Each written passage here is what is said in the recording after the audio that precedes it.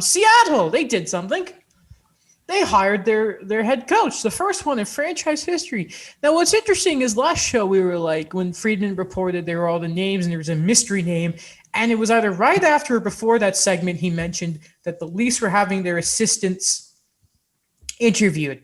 Didn't mention any teams, and we criticized. We're like, "Come on, Elliot, do your job better." And then, no, we didn't really, but come on. We love you, Elliot. And then, what do you know? One of the Leafs assistants, Dave Hakstol, gets hired as the first coach in Seattle Kraken history. It was not Rick Tocchet, who I thought everyone sort of at the end thought it was. It was not Tony Granato. It was not Gerard Gallant, because he got hired, obviously. It was not Joe Sacco. It was not Joe Sacco.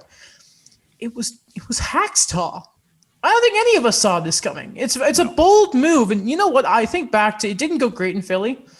But he went to Toronto, probably learned some lessons there, and he'll be able to bring that forward to a nice young group.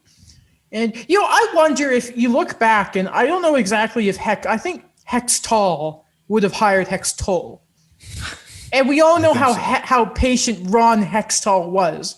Yeah. And that's what got him fired, even though looking back at how the Flyers are, maybe it would have been a better idea to sort of be a bit more patient with that ownership group. And maybe like restarting this team and seeing where they are if they decide to go the rebuilding young route, this could be a really good hire. Yeah, I agree. I think, sorry, I think it could work out. I think those years in Philly obviously didn't go as planned, but we've seen it before, guys. Spend a few years as assistants and then take back head coaching jobs. I mean, like, look at DJ Smith. Yes, he was an NHL head coach before per se, but he spent, I want to say 2 years with the Leafs, and then he's the head coach of the Ottawa Senators. And look at the back end of that year. They looked of this year. They looked quite good. Like, sometimes you just patience, right? You said it. Sometimes you just got to be patient. Mm-hmm. Yeah, I agree that, taking the assistant job with the Leafs was in a way a step back for him, but for him to stay in the loop of things, because he really did focus on what he needed to. And he really helped the Leafs with, I guess, this not rebranding per se, but these improvements that they had throughout the season. And it was really evident with especially the guys they got there, especially on the defensive core. And I think he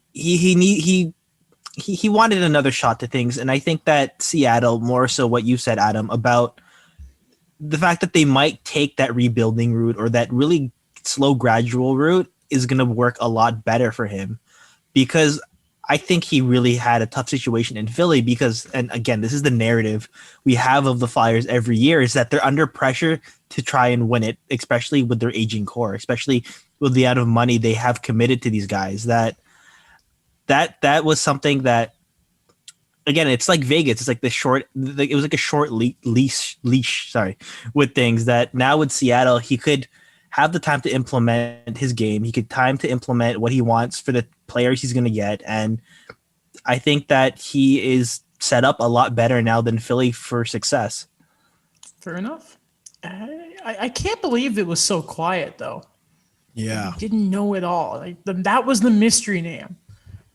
It does it's, I mean, it's surprising, but it's not surprising because nothing comes out of, there's certain organizations in the league that nothing comes out of, and the Leafs seem to be one of them. Mm-hmm. So that's where it's like, I get that this name, that Dave Hakstol's name kind of came out of nowhere.